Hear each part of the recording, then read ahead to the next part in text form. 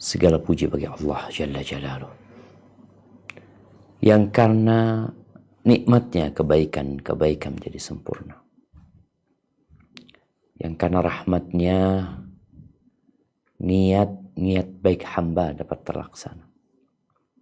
Allahumma salli wa sallim ala abdika wa rasulika sayyidina wa maulana Muhammadin wa ala alihi wa ashabihi ajma'in.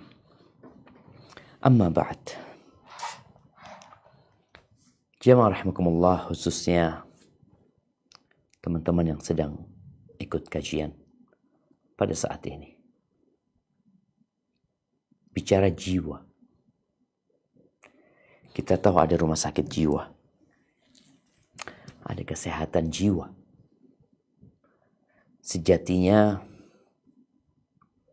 jiwa manusia itu mengalami perubahan yang sangat cepat berdasarkan kondisi hatinya, kondisi lingkungannya, atau tentang bagaimana dia menyikapi roda kehidupan yang terus berputar, yang terkadang menyenangkan, tapi terkadang menyedihkan. Oleh karena itu, Allah Azza wa Jalla menyebutkan tentang kondisi jiwa manusia ini dengan 3 sifat. Allah mengatakan, inna nafsa la'ammaratun bisu. Sesungguhnya jiwa itu benar-benar memerintahkan kepada keburukan. Ana yang sedang di sini dan jamaah yang ada di berbagai tempat yang berbeda-beda, mungkin pernah atau bahkan sering mendapatkan bisikan-bisikan keburukan yang kita tidak melihat siapa yang membisikkan kepada kita. Terkadang terjadi obrolan di dalam jiwa kita, saling mengemukakan argumentasi. Oh, kamu seharusnya nggak boleh kayak gitu. Seharusnya kamu menerima. Tapi gimana ya? Ada obrolan di jiwa kita. Ya, jiwa itu senantiasa memerintahkan kepada keburukan. Kecuali yang dirahmati Allah Azza wa Jalla. Dan Allah menyebut sifat yang kedua untuk jiwa ini,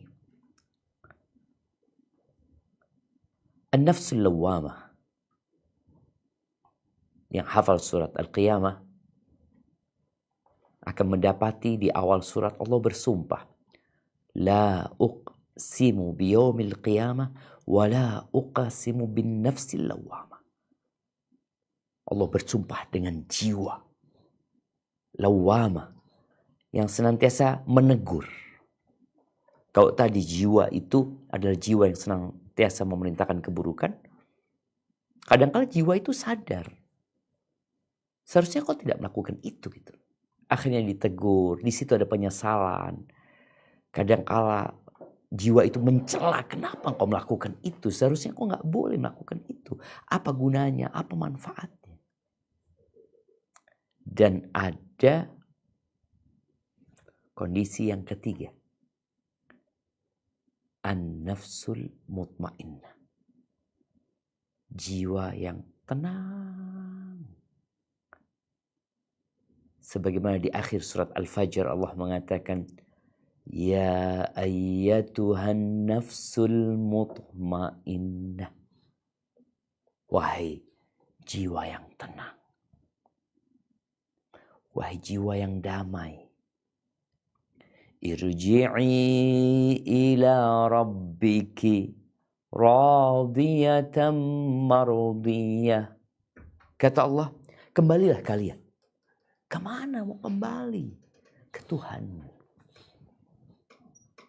Kau adalah ciptaan Allah Azza wa Jalla. Kembalilah dalam kondisi engkau ridha dan diridhai. Senang dan disenangi. berkumpullah masuk ke dalam jajaran hamba-hamba Allah, masuklah ke surga Allah Azza wa Jalla. Bagaimana mencapai ketenangan jiwa ini? Kalau kita membaca tentang kesehatan mental masyarakat pada hari ini, maka kondisinya tidak sedang baik-baik saja.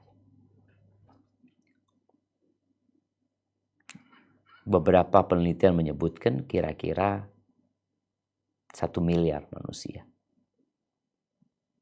hari ini mengalami gangguan jiwa. Ada yang mungkin harus dirawat di rumah sakit. Ada yang mungkin sedang di rumah, sedang di tempat kerja. Dan jiwa yang tidak tenang ini akan berdampak kepada kehidupan dia sebagai personal, sebagai anggota keluarga, atau sebagai kepala keluarga, atau sebagai ibu rumah tangga, atau sebagai guru. Maka penting sekali kita membahas tentang bagaimana mencapai ketenangan jiwa. Apakah dengan mengkonsumsi obat-obatan? Apakah dengan memperbanyak healing? Orang pada healing ya, dia galau jiwanya, dia berpikir kalau dia berjalan-jalan dia akan merasakan ya ketenangan. Ya itu mungkin salah satu kunci orang mendapatkan ketenangan. Tapi nggak lama kalau itu yang jadi patokan. Apabila obat yang dikonsumsi, ya mungkin dia akan mendapatkan ketenangan sebentar. Ketika pengaruh obat itu habis, dia akan kembali berontak jiwanya. Begitu pula orang yang mungkin healing, ketika dia berada di tempat itu, ya mungkin saja dia seneng sama keluarganya, sama anak-anaknya. Selesai liburan, pulang, berantem lagi. Kacau lagi. Pertengkaran terjadi. Teriakan-teriakan yang menyakitkan. Yang membuat anak-anak pun terganggu jiwanya. Tatkala melihat kedua orang tuanya sedang sakit jiwa. Ahibati fillah. Kunci yang pertama. Agar jiwa manusia menjadi tenang. Adalah beriman kepada Allah Azza wa Jalla. Orang kafir nggak akan pernah tenang jiwa. Orang musyrik nggak akan tenang jiwa. Iman ini adalah aman. Tatkala seorang beriman, jiwanya itu mulai tenang. Karena dia tahu kenapa dia diciptakan. Dia tahu untuk apa dia ada di sini. Dan kenapa Allah menciptakan dia. Maka beriman kepada Allah Azza wa Jalla sebagai pencipta, sebagai Tuhan yang berhak disembah. Dan ridho. Allah mengatur segalanya. Allahu Akbar. Dia akan tenang. Ketika kita naik mamanya flying fox. Datang pemandunya. Mengatakan dipakein ini, dipakein. Kita tenang semuanya. Kita tanya, aman Bapak? Aman. Gak apa-apa. Kita naik ke sini. Ini gak apa-apa. Aman. Ketika kita yakin aman, maka kita akan aman. Subhanallah, barang siapa yang beriman kepada Allah dengan iman yang sebenarnya, bukan Islam KTP, bukan yang hanya sholat kalau ada perlunya, tapi dia memang orang yang beriman kepada Allah. Dia tahu dengan nama-nama Allah, sifat-sifat Allah. Dia tahu bahwa Allah itu maha mulia, maha agung, maha pengasih kepada hambanya. Allah lembut sama hamba-hambanya. Subhanallah, Allah mengabulkan doa mereka. Allah tahu dengan yang tersembunyi. Allah tahu dengan isi hati kita. Dan Allah tahu dengan yang maslahat buat kita. Maka seperti apapun roda itu berputar, dia akan tenang. Kata Nabi alaihi salatu wassalam di hadis yang diriwayatkan oleh Imam Bukhari, "Dzaqa ta'mal iman." Orang ini akan merasakan lezatnya, manisnya keimanan. Kapan? Man radiya billahi rabbah, wa bil islami dina, wa bi Muhammadin sallallahu alaihi wasallam nabiyya. Oh, doa ini Ustaz, saya hafal Ustaz. Pagi petang saya baca. Bukan hanya dibaca, tapi diimani, diyakini, dihayati. Ridha Allah sebagai Rabbku. Allah sebagai Rabbku. Artinya apapun ketentuan Allah berkaitan dengan hukum-hukum syariat akan berontak. Ketika dia disuruh sholat, apaan sholat? Kenapa saya harus sholat? Puasa. Kenapa banyak orang sakit jiwa? Orang-orang yang tidak puasa, sejatinya sedang sakit jiwa dia. Orang yang gak sholat, dia sakit jiwanya. Kenapa? Karena dia dari awal sudah nolak jiwanya. Loh, engkau ini hamba Allah loh.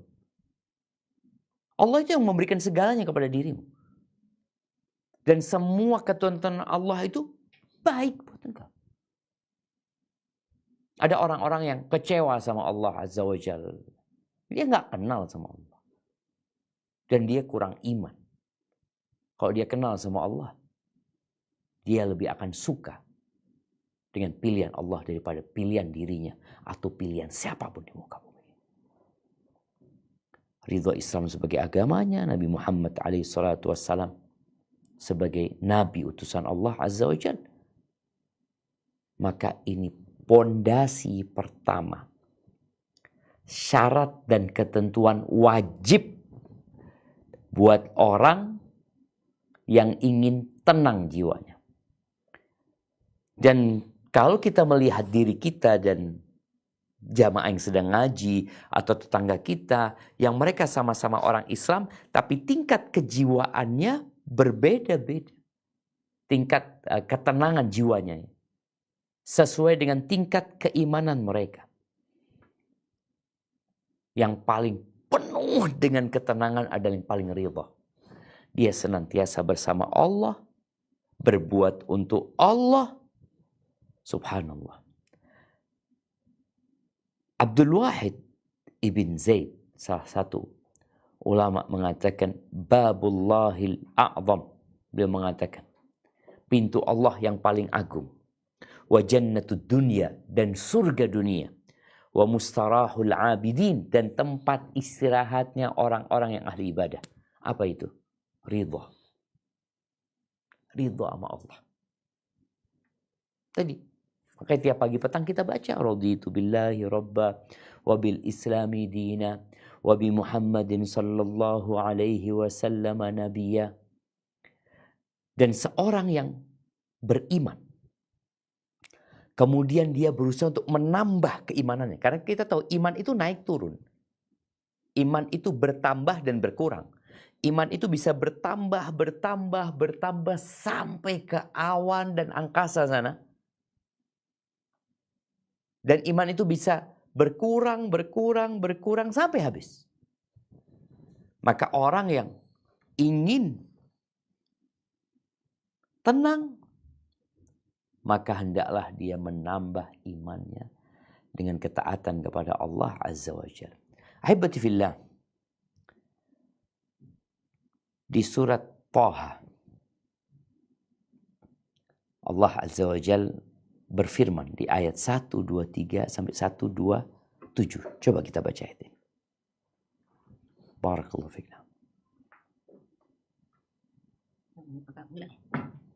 A'udzu billahi minasy syaithanir rajim.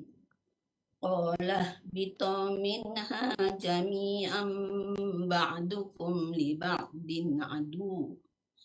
Fa imma ya'tiyannakum minni hudan faman ittaba'a hudaya fala yadillu wa la yashqa. Wa man a'rada 'an dzikri fa inna lahu ma'isyatan dankan wa nahsyuruhu yaumal qiyamati a'ma. Qala rabbi lima hasyartani a'ma wa qad kuntu basira. Qala kadzalika atatka ayatuna fanasitaha wa kadzalika al-yawma tunsa wa kadzalika najzi man asrafa wa lam yu'min bi ayati rabbih wa la'adzabul akhirati asyaddu wa abqa.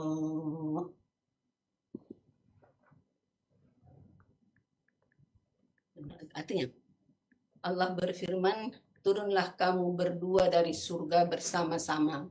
Sebagian kamu menjadi musuh bagi sebagian yang lain. Maka jika datang kepadamu petunjuk daripadaku, lalu barang siapa yang mengikut petunjukku, ia tidak akan sesat dan tidak akan celaka. Dan barang dari peringatanku, maka sesungguhnya baginya penghidupan yang sempit, dan kami akan menghimpunkannya pada hari kiamat dalam keadaan buta. Berkatalah ia, ya Tuhanku, mengapa engkau menghimpunkan aku dalam keadaan buta, padahal aku dahulunya adalah seorang yang melihat? Allah berfirman, demikianlah telah datang kepadamu ayat-ayat kami, maka kamu melupakannya, dan begitu pula pada hari ini kamu pun dilupakan. Dan demikianlah kami membalas orang yang melampaui batas dan tidak percaya kepada ayat-ayat Tuhannya. Dan sesungguhnya azab di akhirat itu lebih berat dan lebih kekal. Barakallahu fiik. Ahibati fillah. Ayat ini menceritakan tentang pesan Allah kepada ayah dan bunda kita. Tentang ayah dan bunda seluruh umat manusia. Baik yang mukmin atau yang kafir. Yang muslim, yang non-muslim, bapak ibunya satu. Satu. Orang-orang kafir, siapa bapak ibu mereka? Adam dan Hawa. Dan orang-orang Islam, Adam dan Hawa. Tatkala diturunkan dari surga, Allah udah kasih pesan. Allah kasih pesan, barang siapa yang mengikuti petunjukku, maka dia tidak akan tersesat dan tidak akan celaka. Tapi yang berpaling, yang gak mau terima, maka bagi dia kehidupan yang sempit. Sempit. Oh, boleh jadi dia orang kaya. Fir'aun kaya. Tapi jiwanya sempit sekali. Hidupnya menderita. Yakin. Karena ini keputusan Allah Azza wa Jalla.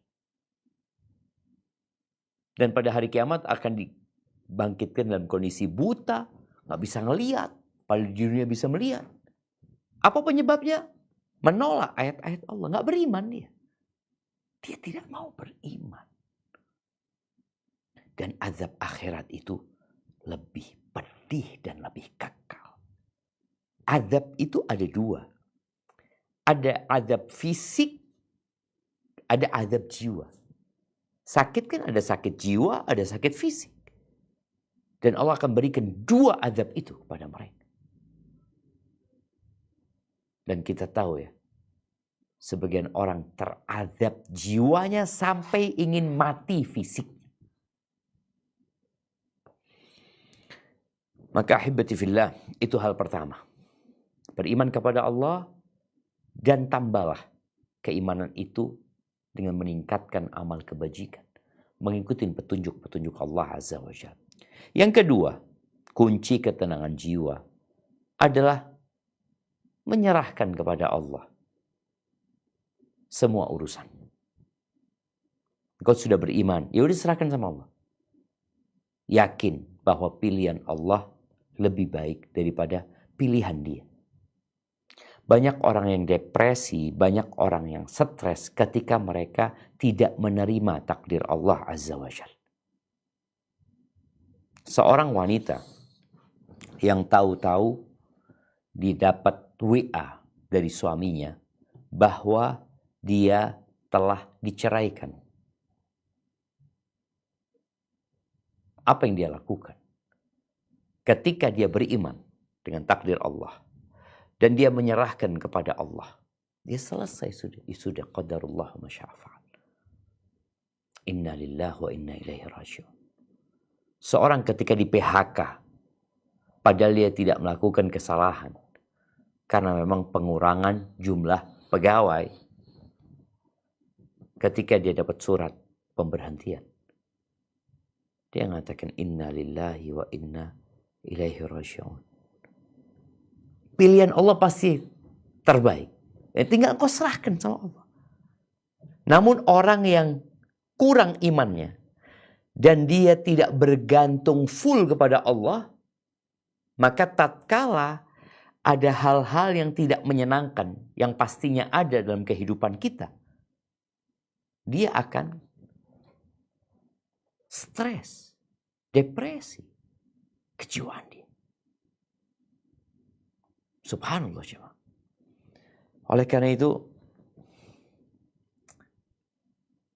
Allah Azza wa Jalla mengingatkan, wa asa an takrahu syai'an wa huwa khairul lakum. Boleh jadi yang kalian benci itu baik buat kalian. Secara jiwa nggak suka aku dengan takdir ini. Di PHK ya nggak mau lah. Diceraikan dalam kondisi dia tidak ingin bercerai, dia nggak suka. Tapi boleh jadi yang engkau benci itu baik buat diri. Dan sudah banyak peristiwa-peristiwa yang orang ini baru tenang jiwanya setelah tahu hikmahnya. Tapi kan ada proses di mana jiwanya tidak tenang. Kalau dia dari awal nerima dan menyerahkan kepada Allah, dia tenang dari awal. Subhanallah. Ada seorang tabi'in, Al-Ahnaf ibn Qais. Dia seorang tabi'in yang dikenal kesabaran, kedermawanan, ketabahannya jemaah. Bahkan jadi role model ya. Jadi apa? Role model. Jadi role model dia. Jadi percontohan dia untuk orang yang penyabar, yang nerima ya. Dia ditanya, engkau belajar dari mana kok bisa punya sifat seperti itu?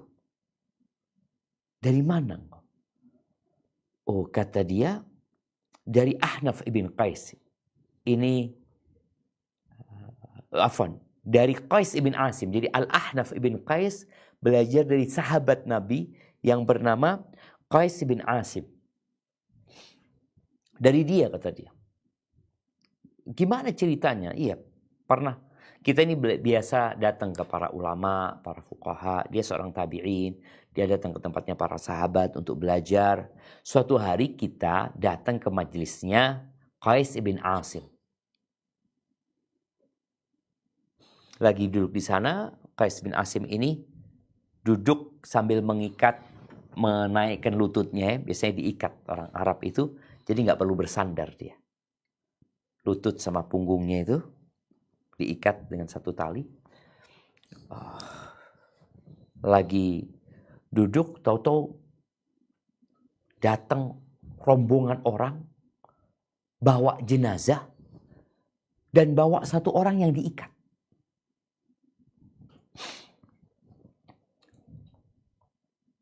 Mereka mengatakan dalam kondisi lagi bermajelis, ini anakmu dibunuh sama sepupunya. Yang membunuh itu sepupunya, ini keponakannya Qais ibn Asim. Qala fa wallahi ma halla habwatahu hatta faragha min kalami. Demi Allah, Qais ibn Asim itu tidak membuka talinya itu. Sebagai orang bingung ya, dia langsung berdiri marah. Dia tidak membuka dan dia menyelesaikan omongannya. Dia lagi ngomong. Ada laporan itu. Dia nggak putus. Dia lanjutkan omongannya. Setelah selesai dia ngomong. Tsumal tafat. Kemudian dia menoleh kepada anaknya yang lainnya. Dia mengatakan, Atlik an ibni ammik. Lepaskan anak pamanmu yang diikat itu. Kemudian dikasih nasihat anak pamannya. Engkau telah melakukan dosa besar dengan perbuatan ini. Dan itu hanya akan merugikan dirimu. Yang kau bunuh adalah anak pamanmu. Gitu.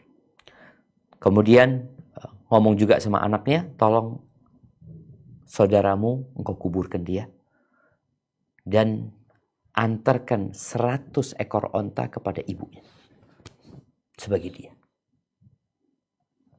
Setenang itu. Maka Al-Ahnaf Ibn Qais mengatakan, aku melihat orang ini begitu tenangnya menghadapi apa yang Allah takdirkan. Gak ada yang ingin anaknya dibunuh. Tapi tatkala seorang sudah menyerahkan kepada Allah Azza wa Jalla, mau diapain gitu loh. Anaknya gak akan bisa hidup lagi. Dengan dia marah-marah, dengan dia teriak-teriak, dengan dia melempar-lempar, tidak akan merubah keadaan. Maka kalau engkau ingin jiwamu tenang, engkau serahkan sama Allah. Taib. Yang kedua, menyerahkan semuanya kepada Allah Azza wa Jalla. Dan yakin pilihan Allah adalah yang terbaik. Kalau kita baca cerita Nabi Musa sama Khadir alaihi salam, bagaimana ketika Khadir merusak kapal, bagaimana Khadir membunuh bocah itu, bagaimana Khadir kemudian merenovasi bangunan yang hendak roboh. Setelah Nabi Musa dikasih tahu, semua itu adalah perintah Allah Azza wa Jalla. Dan Nabi Musa tahu dengan hikmahnya, ya baru tenang jiwanya. Sebelumnya enggak.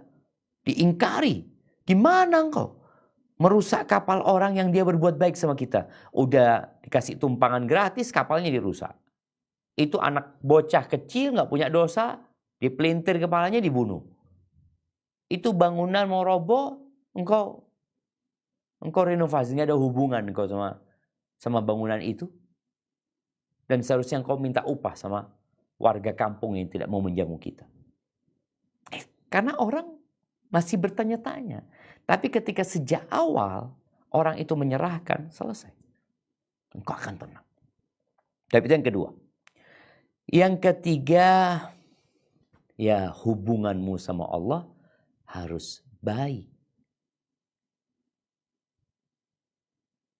Khusyuk. Tunduk sama Allah Azza wa Jalla. Dan di antara penyambung kita sama Allah adalah sholat. Posisi yang paling dekat kita sama Allah itu adalah ketika sujud. Bukan ketika engkau ada di atas mimbar. Bukan ketika engkau berada di atas pesawat. Bukan ketika engkau berada di gedung tertinggi. Posisi terdekatmu sama Allah adalah ketika sujud. Oleh karena itu, Abu Dawud meriwayatkan hadis bahwa Rasulullah sallallahu alaihi wasallam idza hazabahu amrun fazi'a ila shalah. Kalau beliau dirudung sebuah permasalahan, beliau akan melarikan permasalahan itu ke sholat. Iya, engkau butuh teman untuk curhat. Jadikan Allah kawanmu. Jadikan Allah selalu mendengar curhatan. Berhenti bikin status-status yang hanya membuat orang penasaran. Oh, mungkin kau butuh kasih sayang orang. Allah itu Ar-Rahman, Ar-Rahim. Perbaiki hubunganmu sama Allah Azza wa Jalla. Rasulullah SAW bukan tidak pernah ada masalah dalam hidupnya. Ada banyak masalah. Karena hidup ini memang berpindah dari satu masalah ke masalah berikutnya. Beliau larikan ke sholat. Sholat. Perbanyak sholat. As-salatu khairu mawdu. Sholat itu sebaik-baiknya ibadah yang diletakkan. Dan kita lihat ya. Demi ketenangan jiwa, manusia itu harus sholat minimal 5 waktu. Sholat wajib. Kalau mau tambah sunnah lain lagi. Pagi. Subuh ya. Sebelum dia beraktivitas. Nanti selesai dia beraktivitas ya. Karena kita tahu dari subuh ke zuhur itu ada banyak masalah lah. Ada banyak kerjaan, banyak hal. Kemudian dari zuhur ke asar. Kadang-kadang kita dengar masalah nggak nyaman ini tuh. Ketemu sholat asar. Dari asar ke maghrib. Ada informasi-informasi. Sholat ini terus sholat nggak berhenti. Sampai kapan? Sampai mati. Maka Nabi SAW mengatakan. Faman sya'a falyastakthir wa man sya'a falyastaqil. Barang siapa yang ingin banyak sholatnya. Perbanyak sholatnya. Jadi sholat itu ibadah yang jumlahnya bebas. Itu sholat sunnah mutlak itu bebas. Kalau bicara sholat wajib udah ditetapkan. Rawatib udah ditetapkan. Tapi ada waktu-waktu yang bebas engkau mau sholat berapapun. Selama itu bukan waktu larangan, sholat. Punya masalah, sholat. Udah 2 rakaat selesai, belum selesai. Masalahnya, sholat lagi. Hamparkan sejadahmu. Katakan Allahu Akbar. Allahu Akbar. Allah itu maha besar. Tapi sebagian kita sholatnya asal-asalan. Padahal itu kunci ketenangan jiwamu. Terkadang, anak rasakan, terkadang anak terburu-buru. Karena ada satu pekerjaan, anak sholat sunnah terburu-buru. Kemudian anak ingat. Ketika sujud, anak baru ingat, ya Allah, masalah ini Allah yang akan menyelesaikan. Kenapa aku mau bergantung kepada diriku? Udah minta sama Allah. Apapun yang tadi diserahkan sama Allah. Allah berfirman di surat Al-Baqarah ayat 153. Silakan dibaca.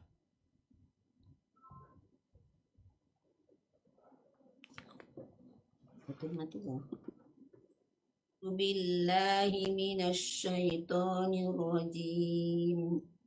Ya ayyuhalladzina amanu ista'inu bis-sabri was-salah. Innallaha ma'as-sabirin. Hai orang-orang yang beriman, mintalah pertolongan kepada Allah dengan sabar dan sholat. Sesungguhnya Allah beserta orang-orang yang sabar. Barakallahu fiik. Jadi menahan diri sholat. Sabar itu menahan diri. Dari mengucapkan, melakukan perbuatan yang tidak Allah ridhain dan bertentangan dengan akal sehat. Tapi kan nahan itu berat. Tapi tahan kok. Terus sholat. Diceritakan ada seorang ayah ya. Yang dapat berita anak dia yang sudah dewasa. Yang sudah diharapkan bisa meringankan beban orang tua. Yang orang tua sudah melihat masa depan cerah untuk anaknya. Tahu-tahu dapat kabar anaknya meninggal dunia. Subhanallah. Itu sang ayah, dari malam dia dapat berita, dia mengatakan dia memuji Allah, lalu mengatakan inna lillahi wa inna ilaihi rajiun. Kemudian dia sholat malam itu sampai subuh. Sholat. Kenapa? Allah yang nyuruh. Allah yang nyuruh. Maka kemudian datang ketenangan, kedamaian, ketentraman dalam jiwanya. Baik, yang keempat, senantiasa merasa bahwa solusi itu dekat. Solusi untuk masalah yang dia hadapi, dekat. Dekat. Jadi perasaan itu harus ada dalam diri kita. Loh, kenapa? Karena apabila kita merenungkan kehidupan ini, kita melihat yang namanya keadaan itu berubah terus. Orang itu selalu berpindah-pindah dari kenyamanan ke ketidaknyamanan. Dia menangis, kemudian dia tertawa. Dan tidak ada bala kecuali diangkat. Maka nggak perlu putus asa. Tumbuhkan dalam diri, insya Allah dekat. Dan kita tahu, musibah-musibah dunia ini nggak ada yang kekal dan abadi. Nggak ada. Orang kena penyakit, terakhir dia mati. Selesai. Berhenti gitu. Itu bicara musibah dunia. Maka Allah Azza wa Jalla di surat Al-Insyirah ayat 5 dan 6 menekankan hal ini. Ini ayat menceritakan tentang bagaimana Allah memberikan minnah, memberikan karunia kepada Nabi SAW. Alam nashrah laka sadrak. Bukankah kami telah melapangkan dadamu? Iya. Namun beliau pernah susah hidupnya. Wa rafa'na laka dzikra. Allah diingatkan dengan kondisi Nabi SAW. Ada nikmat loh, engkau dapat nikmat loh. Walaupun engkau pernah merasakan kesusahan, kesulitan, cobaan dan ujian yang datang silih berganti, tapi ada solusi dari Allah. Ada banyak kebaikan yang Allah berikan kepadamu. Nah, coba dibaca ayat 5 dan 6. A'udzu billahi minasy syaithanir rajim. Fa inna ma'al usri yusra. Inna ma'al usri yusra. Sesungguhnya sesudah kesulitan itu ada kemudahan. Sesungguhnya sesudah kesulitan itu ada kemudahan. Barakallahu fikum. Allah mengatakan ma'a. Ma'a itu bukan sesudah sebenarnya, tapi bersama. Fa inna ma'al usri yusra. Bersama kesulitan itu ada kemudahan. Orang yang tidak menumbuhkan hal ini dalam jiwanya, dia akan galau. Dan dia akan terus tanya, sampai kapan kondisi akan seperti ini? Loh, Allah udah mengatakan, fa inna ma'al usri yusra. Bersama kesulitan ada kemudahan. Apapun kesulitan itu, apabila semua manusia sudah angkat tangan, tidak dapat membantumu, Allah akan jadikan kemudahan. Bagaimana kondisi jiwa Nabi Musa dan Bani Israel? Tatkala mereka sampai ke pantai di waktu pagi, mereka hendak meninggalkan Mesir. Tahu-tahu sampai pantai gak ada jembatan, tidak ada perahu yang dapat menyeberangkan pulau. Dan tatkala mereka menoleh ke belakang, Fir'aun udah nyampe. Apa kata Bani Israel? Inna lamudrakun. Ini kondisi jiwa mereka. Mereka, aduh habis kita sudah. Kita akan dibantai. Kita akan ketangkap sama Fir'aun. Itu di belakang kita Fir'aun. Apa kata Nabi Musa? Kalla. Inna ma'iya rabbi sayahdin. Enggak mungkin. Sekali-kali enggak mungkin Fir'aun bisa menangkap kita. Sesungguhnya bersamaku ada Tuhanku. Dia akan memberikan petunjuk. Ini keyakinan yang harus ada selalu di diri seorang hamba. Dalam jiwa bahwa bersama kesulitan ada kemudahan. Ya ini semua kuncinya beriman tadi. Tahap yang kelima. Mengingat Allah dan membaca Al-Quran. Engkau sudah beriman. Engkau sudah menyerahkan semuanya kepada Allah Azza wa Jal. Engkau sudah berbaik sangka sama Allah. Yakin bersama kesulitan ada kemudahan. Maka engkau harus banyak berzikir. Zikir. Zikir itu amalan lisan. Tapi dibaringin dengan keyakinan dalam hati. Apa faedah zikir? Allah berfirman di surat Ar-Ra'd ayat 28. Apa kata Allah Azza wa Jalla? Tafadhal. A'udzu billahi minasy syaithanir rajim. Alladzina amanu wa tatma'innu qulubuhum bi dzikrillah. Ala bi dzikrillahi tatma'innul qulub. Yaitu orang-orang yang beriman dan hati mereka menjadi tentram dengan mengingat Allah. Ingatlah, hanya dengan mengingati Allah lah hati menjadi tentram. Nah, ingat. Bukan dengan liburan, bukan dengan hiburan, bukan dengan harta, bukan dengan tahta orang, bukan dengan popularitas dia akan tenang, tidak. Tapi bizikrillah. Maka istilah waktumu dengan zikir. Paling enggak zikir pagi dan petang. Paling tidak segala aktivitasmu dimulai dengan bismillah.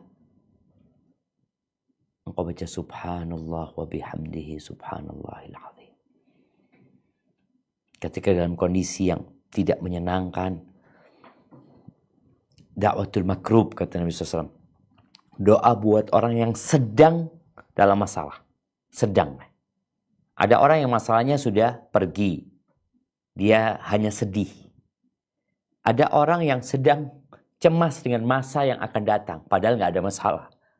Tapi kecemasan dalam jiwanya. Ada orang yang benar-benar sedang dalam masalah.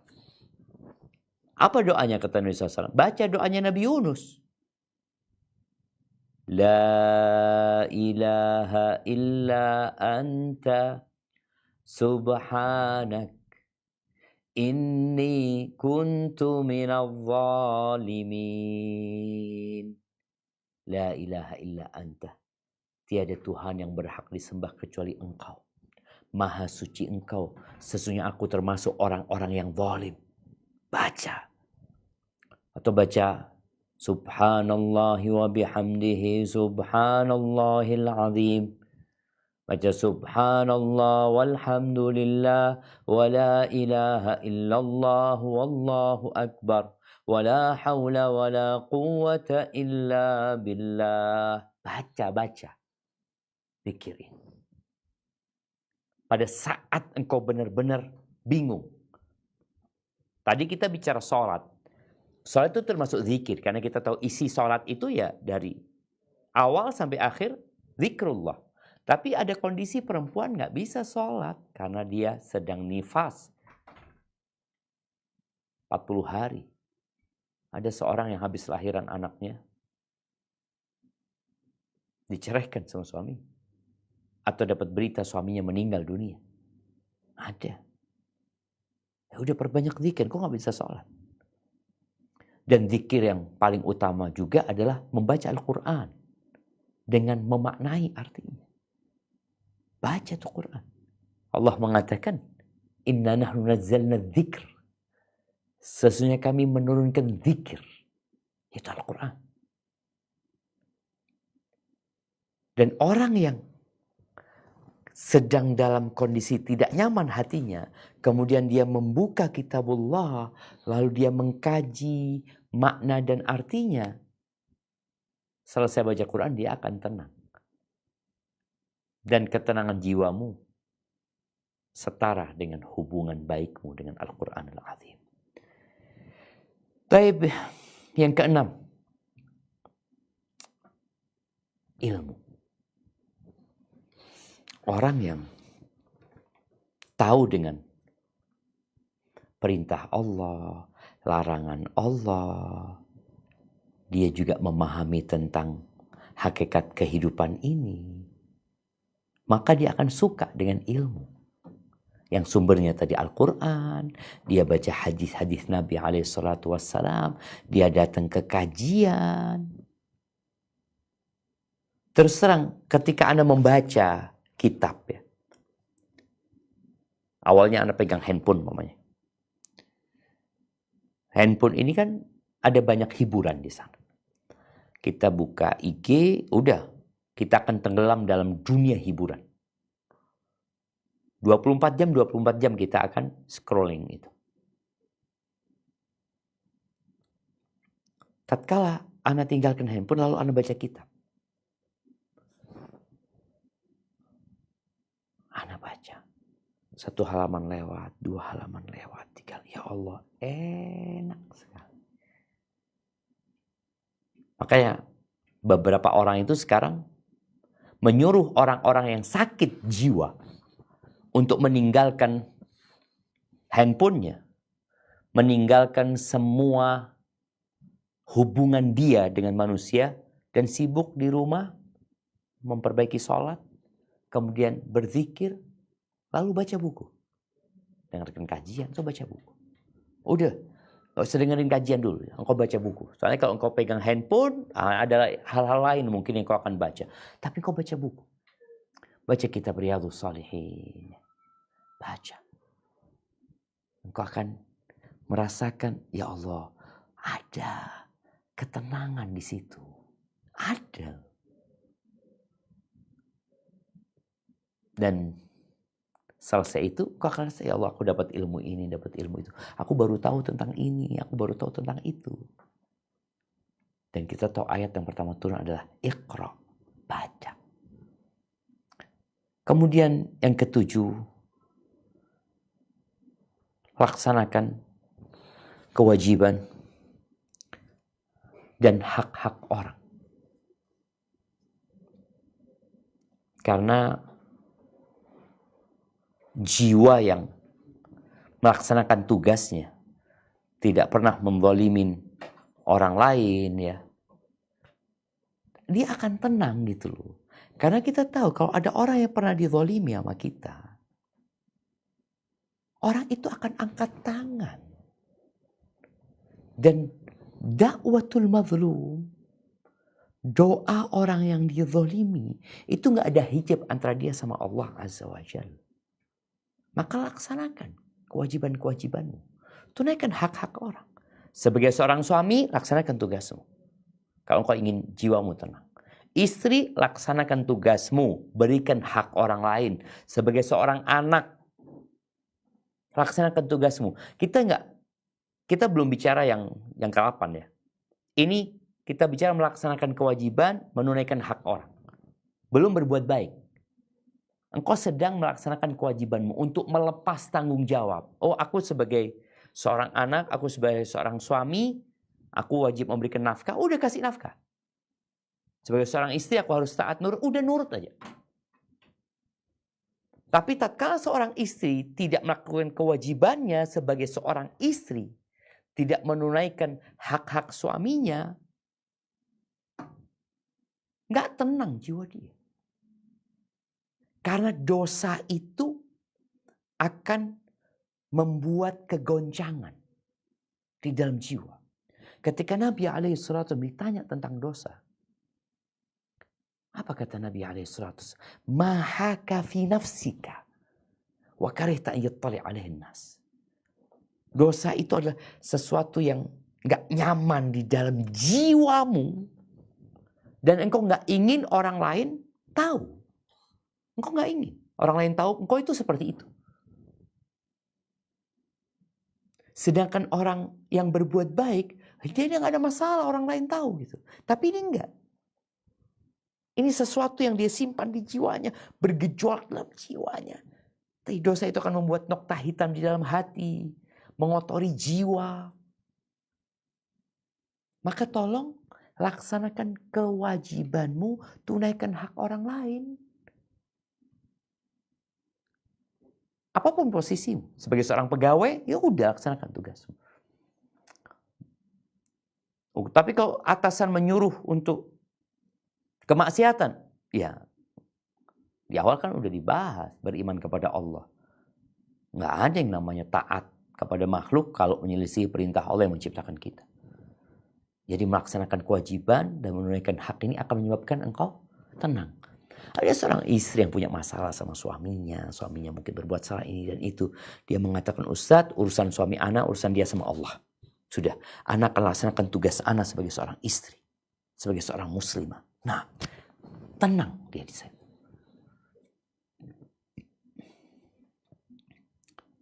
Taibah, yang terakhir, yang ke-8 ya, insya Allah.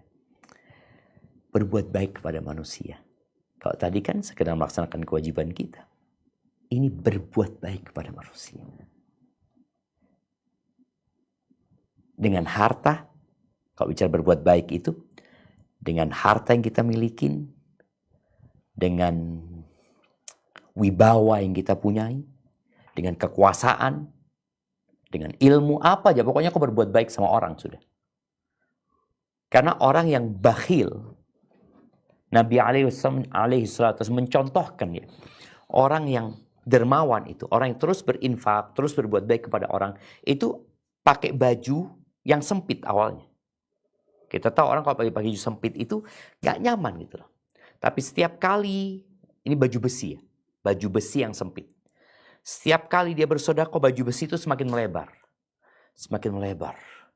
Melebar dan kemudian menutupi tangannya. Menutupi tubuhnya. Sehingga musuh yang akan menyerang itu akan terlempar. Pedang tidak akan dapat mengenai fisik dia karena ada baju besi tadi yang meliputi dirinya. Tapi kalau orang yang bakhil, ketika dia semakin dia tidak berbuat baik kepada orang, semakin sempit baju itu, semakin terbuka tubuhnya, terus mencekik dirinya pada akhirnya.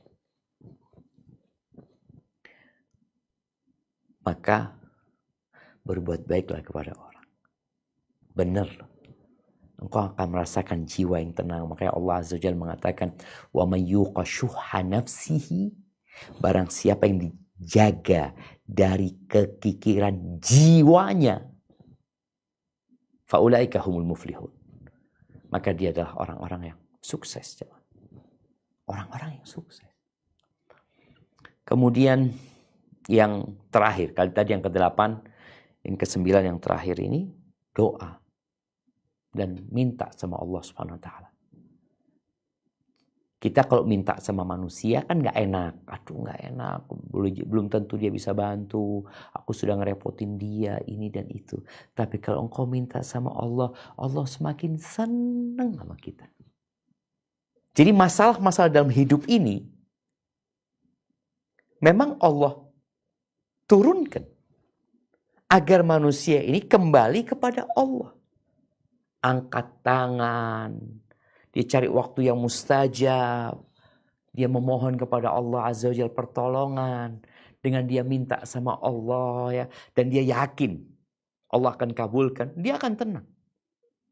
Nabi Zakaria alaihi salam, bagaimana beliau berdoa minta anak sampai umur 100 tahun, apa kata beliau? Walam akun bidu'aika rabbi syaqiyya. Aku gak pernah kecewa doa sama kau ya Allah. Gak pernah kecewa. Padahal nunggu 100 tahun.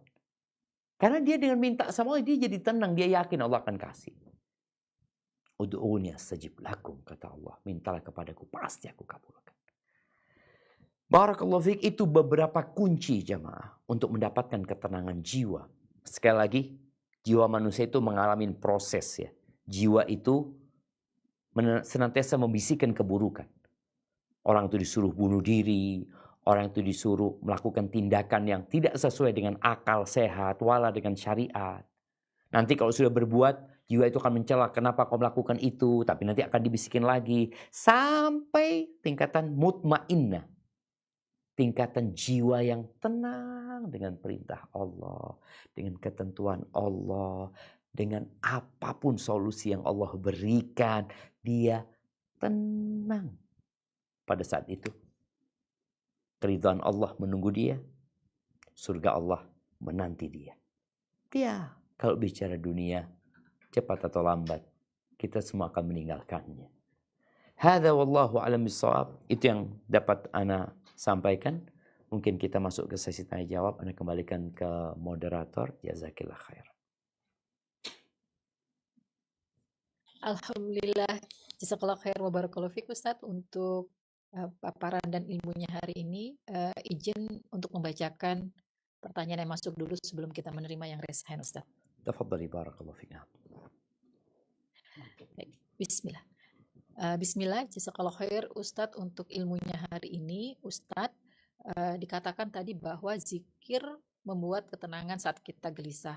Namun Ana sudah ikutin selama ini, kenapa masih belum terasa ya Ustadz? Kadang Ana istighfar lebih dari 100 kali sehari. Ana baca setelah sholat ataupun pas Ana ingat dengan masalah dimanapun. Apakah ada yang salah dari cara Ana Ustadz? Masya Allah, barakallahu fiik. Naam, ahibati fillah. Yang pertama tadi yang kita bahas adalah beriman. Jadi zikir ini adalah rentetan dari iman tadi. Ketika seorang zikir lisannya, tapi keimanan dan keridhoannya terhadap ketentuan Allah itu nggak bulat, ya zikir itu hanya sekedar pemanis aja jadinya. Tetap dia akan dapat pahala. Tapi karena di awalnya dia memang nggak ridho, dia nggak nerima. Tapi insya Allah jangan berhenti berzikir. Ketika engkau zikir 100 kali, ternyata belum ada perubahan, engkau tambahin zikirmu. Dosisnya seperti orang minum obat, kadangkala, oh ini dosisnya terlalu rendah, masalahmu terlalu besar. Jadi dosisnya harus ditambah, tambah zikirmu. Sambil kualitasnya. Obat itu dijual di apotik kadangkala ya sama isinya. Tapi ternyata kualitasnya beda-beda. Nah, bagaimana engkau memperbaiki kualitas zikirmu? Dimulai dengan yang pertama, keimanan kepada Allah Azza wa Jalla. Ridha Allah sebagai Tuhanmu. Ridha. Terus engkau senantiasa yakin bahwasanya pilihan Allah adalah yang terbaik. Tapi ada orang yang zikir, dia mengatakan, kok belum datang-datang solusinya ya. Dia mulai ada keraguan. Keraguan itulah yang membuatmu akhirnya nggak tenang. Tapi ketika engkau yakin bahwasanya pilihan Allah adalah yang terbaik, solusi yang Allah berikan adalah yang paling indah, bukan solusi yang engkau inginkan. Kita ini kan kadangkala ingin solusi yang mau kita. Ana maunya kayak gini. Ketika orang maunya kayak gini, padahal Allah tahu itu nggak baik. Allah kasih yang B, engkau inginnya A. Allah hendak kasih engkau yang B. Ketika Allah kasih engkau B, engkau nggak terima. Seharusnya A. Berarti kan masalahnya keimanan kita masih lemah kepada Allah Azza wa Jalla. Keyakinan kita bahwa pilihan Allah yang terbaik itu masih lemah. Terus perasaan bahwasanya solusi itu akan datang. Kita masih merasa, aduh kayaknya masih jauh, masalahnya berat ini Ustaz. Gak ringan masalahnya ini. Maka itu mungkin menjadi penyebab kenapa zikirnya akhirnya kok sepertinya tidak memberikan ketenangan. Insya Allah tetap memberikan kedamaian dan ketenangan, tapi sesuai dengan porsi atau dosis yang kau gunakan. Maka perbanyak zikirmu, hayati yang engkau baca, kemudian mungkin perlu ditambah dengan membaca orang-orang yang susah hidupnya. Ditambah lagi ini hal yang berkaitan dengan obat atau kunci ketenangan jiwa ini berkumpul sama orang-orang miskin ya. Kita berbuat baik kepada manusia. Seringkali Allah nyuruh kita berbuat baik kepada yatim, miskin. Engkau datang tuh ke mereka, dekat sama mereka. Boleh jadi tadi yang kita bicarakan ada 9 hal. Mungkin yang paling utama kan harus ada. Yang lainnya kadang-kala kita lihat, oh anak kurang di ini kayaknya. Anak kurang di mengunjungin orang miskin. Berbuat baik kepada orang. Coba engkau kumpul sama orang-orang miskin. Duduk sama mereka. Maka di situ engkau akan mendapatkan ketenangan jiwa. Iya. Hadza wallahu a'lam bissawab. Jazakallah khair Ustaz. Pertanyaan berikutnya, Bismillah, Ustadz mohon penjelasan apa maksudnya berserah diri kepada Allah. Apakah ini berarti kita hanya berdoa dan beribadah saja pada Allah dan menunggu perubahan yang ditakdirkan Allah? Karena bukankah dikatakan Allah tidak akan merubah nasib umat jika tidak berusaha? Masya Allah. Naam ahibati fillah. Maksud berserah diri sama Allah Azza wa Jal itu bukan berarti kita nggak berusaha.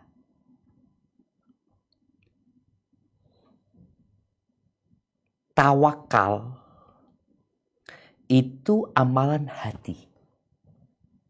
Usaha itu amalan raga kita. Hati kita harus menyerahkan sama Allah. Yakin pilihan Allah yang terbaik. Yakin. Makanya Allah mengatakan فَإِذَا عَزَمْتَ فَتَوَكَّلْ عَلَى اللَّهِ. Kalau engkau sudah bertekad, udah serahkan sama Allah Azza wa Jalla. Serahkan. Ketika perang Uhud, kalah umat Islam. Kalah mereka. Padahal mereka udah tawakal. Tapi mereka yakin di sini. Pasti ada hikmahnya. Jadi pelajaran. Jadi usaha itu amalan fisik kita kerjakan. Karena Allah perintahkan kita berusaha. Rasulullah SAW ketika perang Uhud, beliau pakai baju perang. Bahkan baju perang beliau double yang beliau kenakan. Ini usaha dengan raga kita. Tapi hati kita harus nyerahkan sama Allah Azza wa Jalla. Kalau Allah berkehendak, seperti yang terjadi di perang Uhud. Allah berkehendak bahwasanya gigi Nabi patah ketika perang Uhud. Alaihi salatu wassalam. Gelang-gelang besi beliau itu yang seharusnya melindungi wajahnya malah masuk ke pipi Nabi alaihi salatu wassalam. Tapi kalau engkau sudah menyerahkan sama Allah dan yakin pilihan Allah adalah pilihan yang terbaik buat dirinya, maka dia akan tenang jiwanya. Kita bicara ketenangan jiwa. Rizki. Ketika engkau bersandar kepada usaha, kemudian keterampilanmu, link yang engkau miliki, tahu-tahu bangkrut, engkau akan stres. Tapi ketika sejak awal engkau mengatakan terserah Allah, kita cuma usaha ya. Kita cuma usaha, kita yakin pilihan Allah yang terbaik. Kita lihat juga ada orang-orang yang bekerja, buka usaha, nggak selalu sukses dan berhasil. Kita yakin bahwasanya dalam semua ketentuan Allah itu ada hikmah buat setiap manusia yang menjalaninya. Jadi itu maksudnya berserah diri sama Allah, bukan nggak berusaha ya. Artinya hatinya menyerahkan sama Allah. Kalau fisik kita ya berusaha. Seperti seorang yang di PHK kemudian dia melamar kerja. Hatinya harus bergantung sama Allah. Jangan pernah berkata, oh fulan kayaknya bisa bantu ana. Oh fulan bisa bantu ana. Mereka ini cuma sebab. Engkau harus katakan bahwasanya aku serahkan semua kepada Allah. Nggak ada yang bisa bantu kecuali Allah. La haula wa la quwata illa billah. Engkau berangkat ke fulan ya sebagai bentuk menjalankan sebab aja. Dan hatinya tetap ya Allah. Nggak akan bisa fulan bantu ana kalau engkau nggak bantu ya. Seperti itu kiranya wallahu a'lam bishawab. Nah. Barakallahu fikum Ustaz. Berikutnya kita berikan kesempatan untuk bertanya langsung. Ukhti Putri, Afwan sebisa mungkin sesuai tema dan kalau bisa cukup 1. Tafadholi. Jazakillah khair Uti, malah tadi Ana minta 2 ya Uti. Assalamualaikum warahmatullahi wabarakatuh Ustaz. Waalaikumsalam warahmatullahi wabarakatuh. Assalamualaikum ilaikum Ustaz. Afwan Ustaz, Ana mau bertanya. Tadi Ustaz mengatakan bahwa kita harus menyerahkan semua masalah kita kepada Allah semata. Dan sejauh mana Ustaz kita boleh curhat ke orang yang kita percaya untuk masalah kita, mengingat Ana pernah membaca bahwa tutuplah masalahmu seolah-olah orang lain melihat kamu baik-baik saja gitu Ustadz. Yang kedua Ustadz, apa bedanya antara cemas dan pasrah Ustadz? Ini Ana kebetulan memang sering safar menggunakan pesawat Ustadz dan sering dihantam oleh turbulensi yang dahsyat gitu Ustadz. Dan ketika turbulensi itu Ana berzikir, tetapi Ana sendiri masih ragu apakah Ana saat itu pasrah lillahi ta'ala atau hanya karena ketakutan dan kecemasan Ana saja gitu Ustadz. Jadi sebenarnya kalau tidak turbulens Ana tidak akan sehusuk itu gitu Ustadz. Mohon nasihatnya Ustadz. Jazakallah khair, barakallahu fiik. Masya Allah, barakallahu fiik. Nah, ahibati fillah, kalau bicara mengeluhkan masalah kita kepada orang, maka seharusnya itu tidak terjadi. Tapi kalau kita datang ke orang, bermusyawarah sama dia, berharap ada solusi dan masukan. Karena kita tahu ada perintah untuk bermusyawarah. Wasyawirhum fil amr. Musyawarahlah bersama mereka. Suami istri yang ribut terus, yang tidak menemukan titik temu, maka Allah mengatakan fab'athu hakaman min ahlihi wa hakaman min ahliha. Utus dari pihak keluarga laki-laki, utus dari pihak keluarga wanita, seorang utusan untuk menyelesaikan masalah. Jadi dia bukan hanya untuk mengeluh, enggak. Karena kita tahu fulan ini siapa fulan gitu. Tapi kita berpikir anak akan musyawarah, anak akan sampaikan, boleh jadi ada arahan-arahan. Rasulullah SAW ketika ada masalah di perang Badar, beliau minta pendapatnya para sahabat tentang bagaimana kita menghadapi masalah ini. Jadi bukan mengeluh aja, enggak. Tapi bagaimana mencari solusi. Karena ada orang-orang yang sedang mengeluh ya, tadi Anda sampaikan bikin status, sekedar keluhan aja dia. Maka dikatakan kepada orang yang suka mengeluh ini, tashku man yarhamak ila man la yarhamuka. Engkau mengadukan Allah yang Maha Pengasih kepada orang-orang yang tidak mengasihimu. Mengeluh ya. Beda ketika orang bermusyawarah, ana mau tanya, Ustadz, ana punya masalah, tolong ana dibantu solusi dan jalan keluarnya. Karena tahu yang mengasih solusi dan jalan keluar cuma Allah Azza wa Jalla. Tapi ini kan memberikan arahan. Itu nggak ada masalah ya. Tapi kalau sekedar mengeluh saja, nggak ada gunanya. Tapi engkau silahkan berbicara kepada orang yang alim, yang ngerti untuk mencari solusi. Bukan untuk mengeluh saja. Biasanya ada orang memang yang, ini bedanya ya. Bedanya ada beberapa orang itu yang nggak cari solusi dia. Dia cuma mengeluh aja. Maka tolong dihindari hal itu. Engkau sampaikan untuk mencari solusi, harapannya. Tapi ada pun berkaitan cemas dan pasrah, ya beda. Cemas dan pasrah itu beda. Cemas itu mengantarkan kepada pasrah. Iya. Jadi ada orang yang kondisinya aman-aman, kadang-kala pasrahnya kurang. Tapi ketika Allah kasih musibah, dia jadi pasrah. Jadi kecemasan, rasa takut itu adalah ujian dari Allah Azza wa Jalla yang dapat mengantarkan hamba kepada pasrah. Menyerahkan semuanya kepada Allah, apalagi ketika seorang berada di atas pesawat, dia tahu mau kemana dia. Ada tempat berlari sudah, kecuali kepada Allah Azza wa Jalla. Dan ujian yang Allah berikan kepada hamba itu, di antara hikmahnya adalah agar hamba ini kembali kepada Allah. Agar hamba itu tahu bahwa tidak ada di muka bumi ini yang dapat membantu dia kecuali Allah Azza wa Jalla. Sehingga dia benar-benar memurnikan ibadahnya untuk Allah Jalla Jalaluh. Tapi seharusnya kita jangan nunggu masalah baru kita pasrah dan menyerahkan kepada Allah. Karena memang ada orang-orang kaya yang jarang pasrah sama Allah. Dia lebih bersandar kepada kekuasaan dia, kekuatan dia. Beda sama orang yang gak punya ya. Kadang-kadang dia memang, aduh ya sudah ya Allah, aku serahkan semuanya kepadamu ya Allah. Hadza wallahu a'lam bissawab. Nah. Barakallahu fikum Ustadz. Berikutnya saya bacakan lagi yang masuk dulu sebelum kembali untuk yang resen. Bismillah, Assalamualaikum warahmatullahi wabarakatuh. Ahsanullahu ilaikum Ustadz. Semoga Allah selalu melindungi Ustadz beserta tim dan juga jamaah yang menyaksikan kajian ini.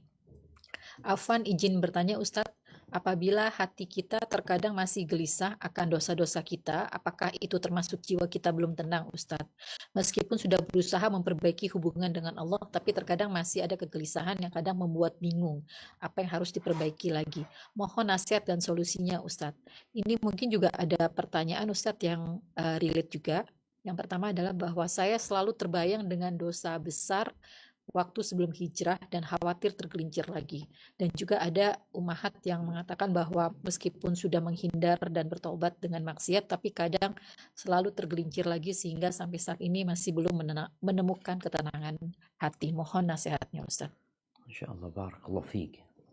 Nah, jamaah, dosa ini memang salah satu faktor yang membuat orang tidak tenang jiwanya. Ada dosa masa lalu yang terkadang masih menghantui. Apa yang perlu dilakukan dengan dosa masa lalu yang menghantui? Maka jadikan dosa masa lalu ini sebagai motivator kita untuk memperbaiki diri. Boleh jadi memang ibadah kita masih kurang. Sampai sebagian salaf mengatakan ada dosa yang mengantarkan pelakunya ke surga. Sebagaimana ada ketaatan yang mengantarkan pelakunya ke neraka. Kok bisa seperti itu? Ya karena yang pertama tadi, dia terbebani dengan dosa dia, maka membuat dia lebih taat lagi kepada Allah, lebih banyak lagi istighfarnya, lebih banyak lagi sodakohnya. Dia berusaha benar-benar menghindari karena dia takut tidak diterima tobatnya. Maka kegelisahan itu mengantarkan kepada ketaatan. Ini manfaat buat orang itu. Tapi jangan sampai kegelisahan itu mengantarkan kepada keputusasaan. Kayaknya Allah gak ampuni. Gak boleh. Engkau tetap harus berbaik sangka sama Allah. Namun engkau tetap berburuk sangka kepada dirimu dengan dosa-dosa yang pernah engkau kerjakan. Adapun berkaitan dengan orang yang sudah bertaubat, kemudian dia melakukan dosa itu lagi. Atau dia takut tergelincir ke dosa itu lagi. Kalau dia takut, maka hendaknya dia menghindar. Orang kalau takut sama api, dia akan menghindar. Orang yang takut dengan ketinggian, dia akan menghindar ketinggian tersebut. Tapi jangan sampai engkau takut berbuat dosa, tapi engkau mendekati tempat itu. Seharusnya kau benar ya, orang itu jujur, aku memang mau meninggalkan dosa itu. Ya udah tinggalkan tempat itu. Kenapa juga disyariatkan hijrah, jamaah. Dan Allah ketika menyebutkan orang-orang soleh itu, walladzina yu'tuna ma ataw wa qulubuhum wajilah annahum ila rabbihim raji'un. Orang itu terus berbuat kebaikan. Dia sholat, dia zakat, dia sodako, dia puasa. Tapi hatinya gelisah. Gelisah takut tidak diterima. Karena dia tahu aku ini banyak dosanya. Boleh jadi sholatku juga gak khusyuk. Aku takut sodakohku ada riya di situ. Maka kegelisahan ini membuat mereka akhirnya terus memohon kepada Allah Azza wa Jal. Seperti Nabi Ibrahim mengatakan, Rabbana taqabbal minna. Ya Allah, terimalah dari kami, ya Allah. Terimalah dari kami, innaka antas sami'ul alim. Dan beliau juga berdoa, wa tub alaina. Berikan tobatmu kepada kami, ya Allah. Innaka antat tawwabur rahim. Jadi kegelisahan ini seharusnya mengantarkan kepada ketaatan kepada Allah. Dan dia menjadi tidak ujub dengan amalannya. Itu jadi kebaikan sebenarnya. Adapun buat orang tadi yang berbuat dosa, kemudian dia tobat, kemudian dia berulang kali berbuat dosa. Hindari tempat-tempat berbuat dosa tersebut. Dan penuhi syarat-syarat tobatmu. Dan ketika engkau tergelincir dalam dosa yang sama, maka segera bertobat. Gimana nanti kalau berbuat dosa yang sama? Tobat lagi. Ya Ustaz, tapi nanti anak takut berbuat dosa lagi Ustaz.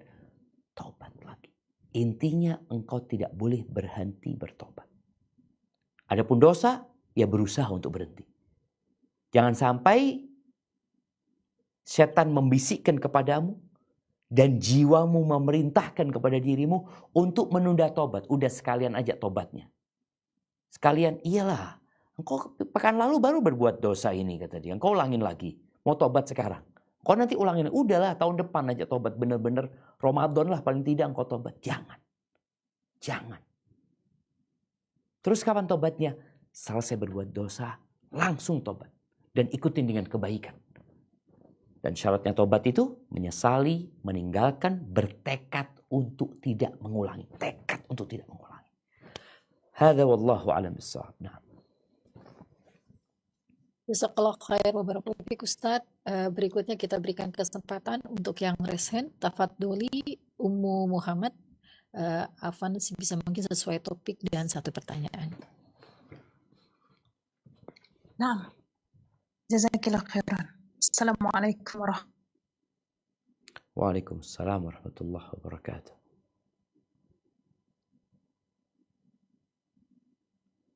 Nah, sepertinya terputus.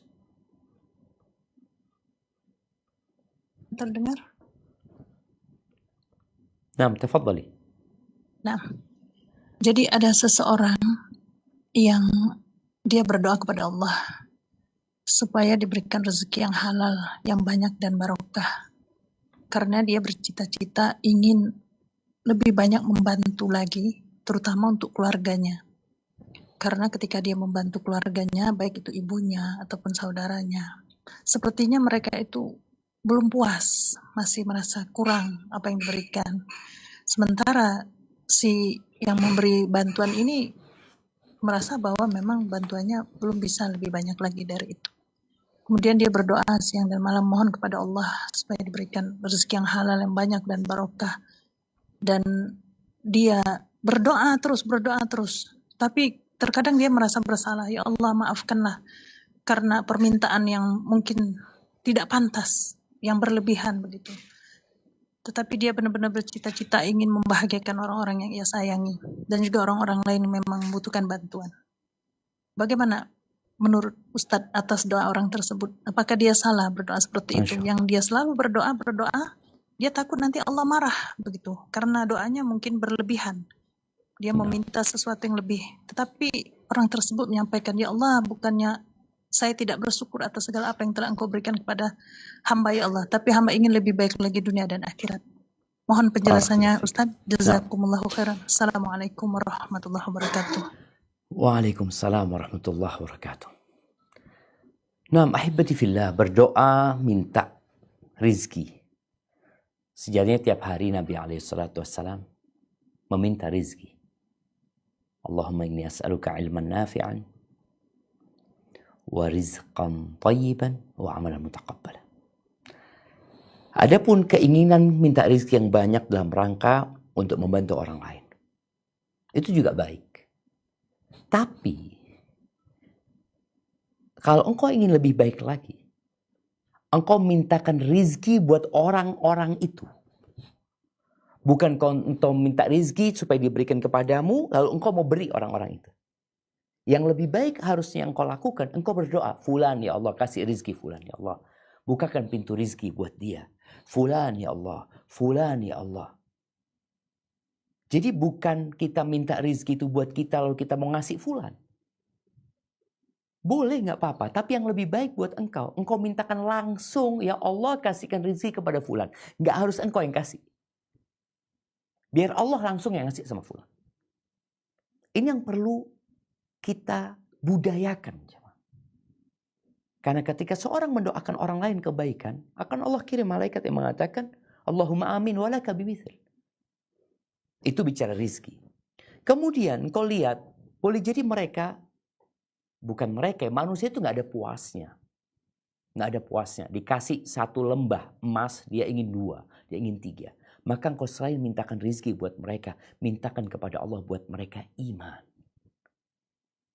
Engkau minta kebaikan, umpamanya Allahumma inni as'aluka al-huda wat-tuqa wal-afaf wal-ghina.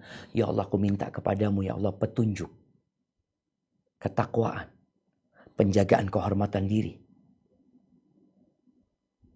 Allahumma inni as'aluka al-huda wat-tuqa wal-afafa wal-ghina, dan kecukupan ya Allah buat aku ya Allah dan buat fulan ya Allah, buat ayahku, buat bundaku, buat saudara-saudaraku, buat kerabatku, berikan kepada mereka juga itu ya Allah.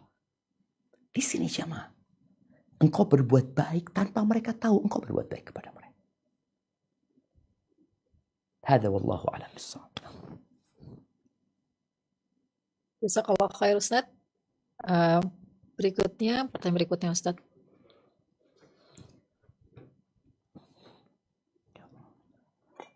Bismillah, Ustadz izin bertanya bagaimana menguatkan anak-anak supaya bisa menerima ketetapan Allah bila takdir Allah tidak sesuai dengan apa yang kita inginkan.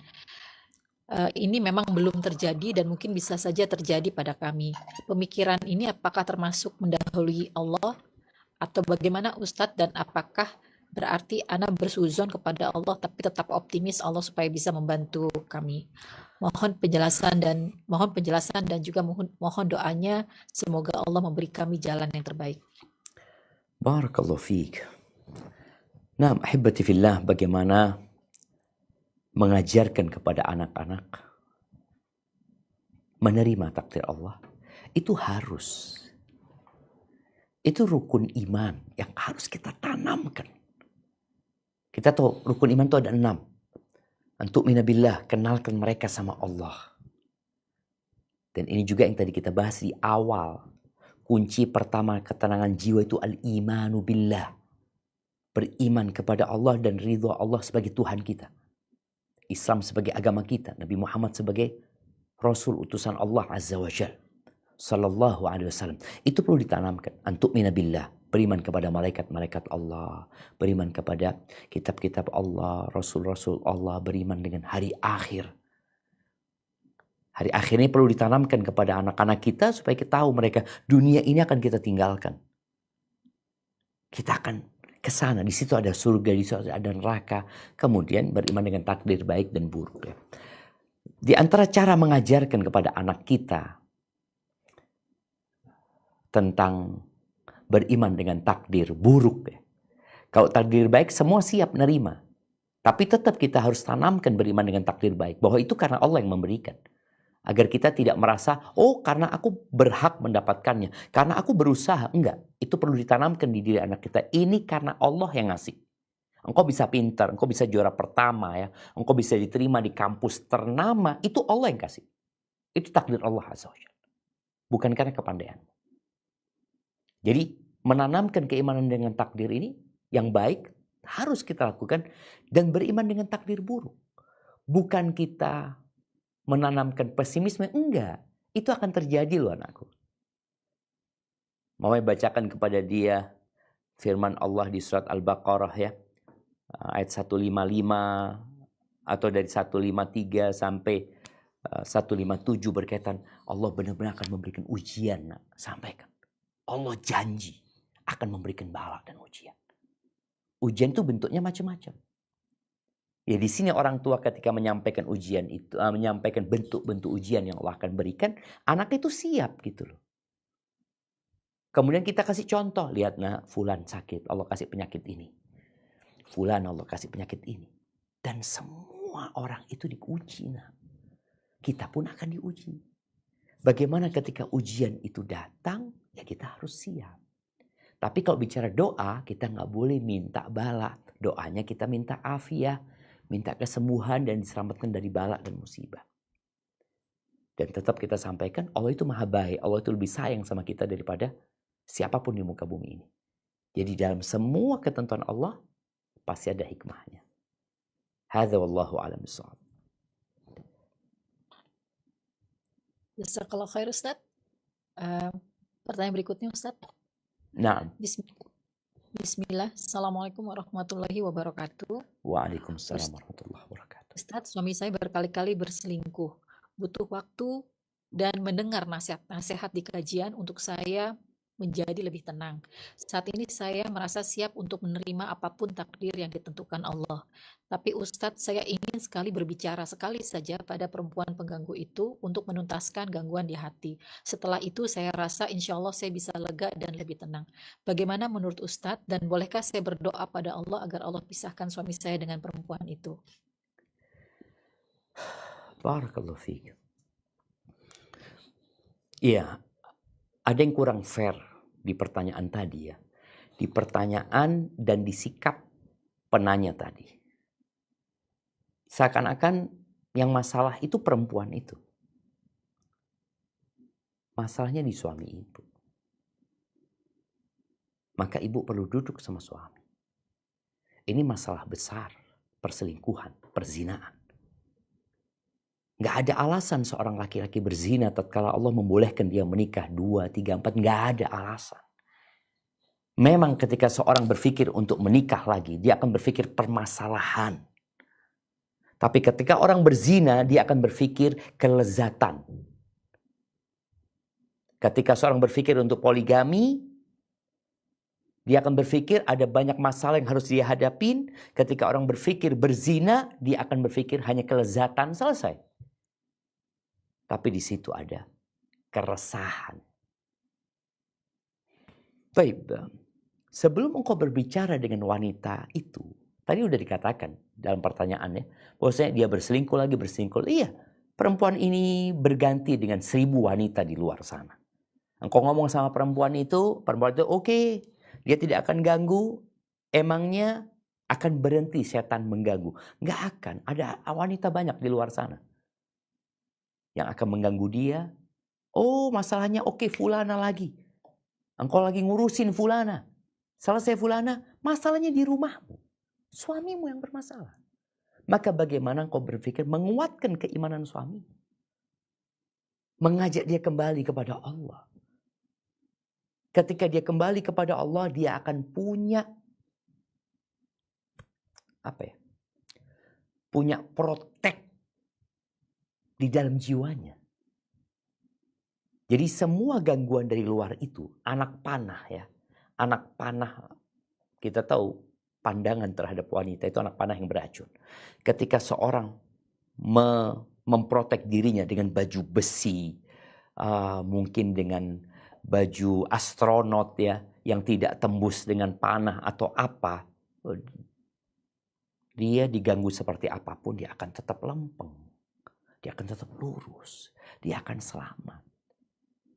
Tapi kalau dia tidak membentengi dirinya, baru udah habis dia.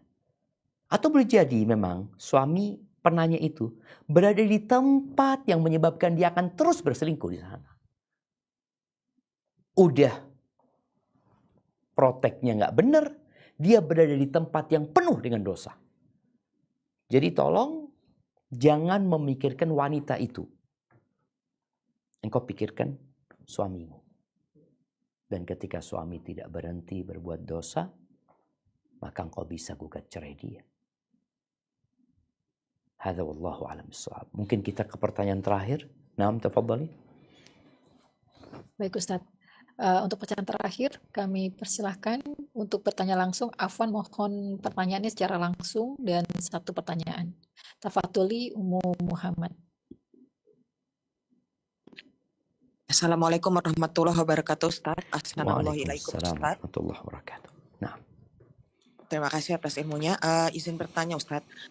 Dari sekian banyak tadi zikir yang Ustaz bacakan untuk ketenangan hati, apakah ada doa khusus agar hati kita ini bisa tenang, walaupun kadang-kadang tenang, kadang-kadang tidak, dan seperti yang Ustaz telah katakan tadi, mungkin yang harus kita rutinkan agar hati kita tenang, doa atau zikir yang mana, Ustaz? Jazakallahu khairan, Ustaz.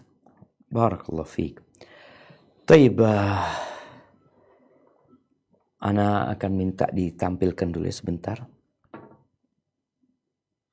Bismillah.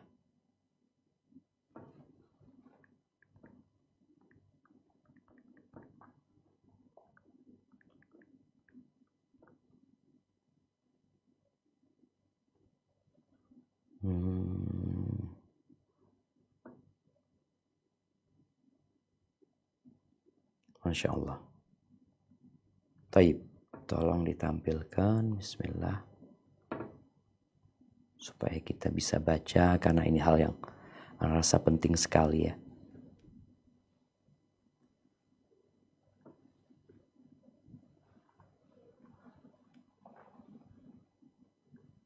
Nah, bisa ditampilkan.